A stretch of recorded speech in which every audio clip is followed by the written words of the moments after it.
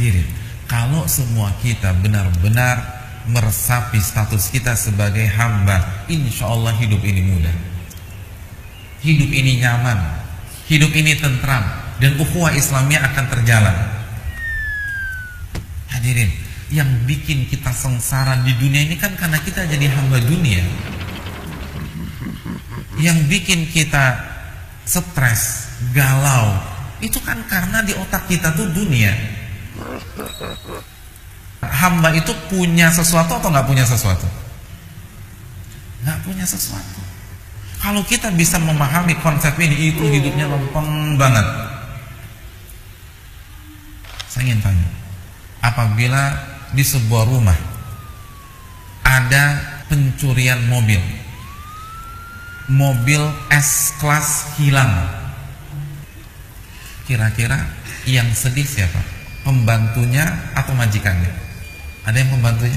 Nggak mungkin. Majikannya. Kenapa pembantunya nggak sedih? Karena bukan punya saya, Pak Ustaz. Santai aja. Oh, ini bukan punya saya, kenapa saya harus nangis? Majikannya yang bingung. Udah kreditan pula, belum lunas. Kalau pembantunya mah santai-santai aja. Tukang kebunnya tuh asik aja tuh. Bapak kok nggak nangis? Kemarin kan S-Classnya baru hilang. Itu bukan punya saya, Pak Ustadz, kan begitu. Nah, coba kita resapi ini dalam kehidupan sehari-hari. Kenapa ketika handphone kita hilang kita galau? Karena kita merasa itu milik kita, bukan milik Allah. Kenapa ketika motor hilang kita bingungnya setengah mati? Karena kita merasa memiliki, lupa konsep hamba. Coba kalau kita yakin saya ini hamba, ini punya Allah, kontraknya udah habis, Allah ambil lagi, Allah serahkan sama yang lain, ya udah tenang aja. Itu aja kok repot kan, begitu hadirin. Jadi simpel aja. Hadirin, saya ingin bertanya kepada hadirin sekalian. Ketika kita dicaci maki orang, kita marah apa enggak? Kita ditunjuk-tunjuk orang, dibodoh-bodohin orang depan mata kita marah apa enggak? Marah. Kenapa kita marah?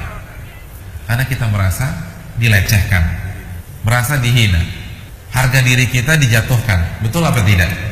Saya ingin tanya, pertanyaan kedua simpel aja. Itu harga diri dilecehkan, dihina di dunia apa di akhirat?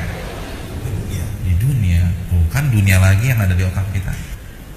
Coba kalau orientasi kita akhirat, nggak akan stres.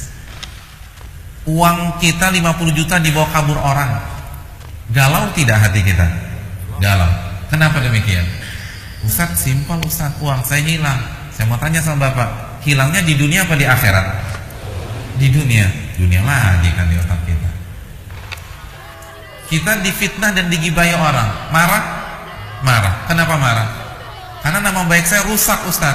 Rusaknya di mana Pak? Di dunia apa di akhirat? Di dunia. Bukan dunia lagi. Itu yang bikin kita stres, itu dunia. Coba kalau orientasi kita jadi hamba Allah, lalu mindset kita akhirat, akankah kita stres? Hadirin yang dirahmati Allah, adakah konsep uang hilang kalau kita pakai kacamata akhirat? Nggak ada. Tidak ada konsep uang hilang. Karena apabila uang kita dibawa kabur orang, dia akan bayar. Kalau tidak di dunia, di akhirat. Dan itu pasti. Dan dia akan bayar dengan pahala. Maka kita tidak akan stres. Karena yang membuat kita stres adalah ketika kita merasa uang kita nggak balik.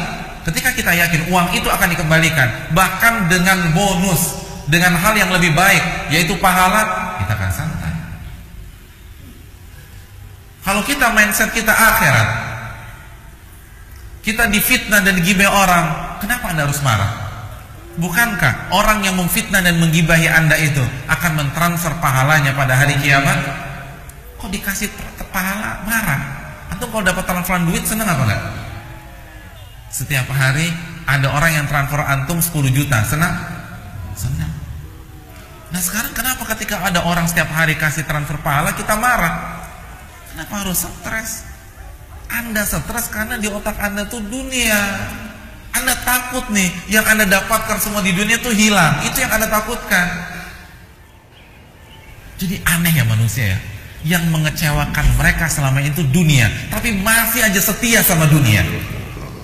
Yang membuat mereka sakit hati selama ini dunia, tapi masih aja mau jadi budak dunia. Yang membuat mereka galau selama ini itu dunia, tapi masih aja mau jadi hamba dunia. Manusia, oh manusia, luar biasa. sedangkan Allah yang memberikan mereka semuanya, yang Ar-Rahman dan Ar-Rahim, nggak mau jadi hambanya. Kalau kita ingin bahagia, ini konsepnya, hadirin. Jadilah hamba Allah. Ini gelarnya. Makanya ketika Nabi menjelaskan tentang hamba Allah, Nabi katakan tuba lahu, tuba lahu. Beruntung dia dan beruntung dia. Inilah gelar yang harus kita renungkan, yang harus kita camkan. Dan gelar ini masih terbuka di hadapan kita. Belum ada kata terlambat.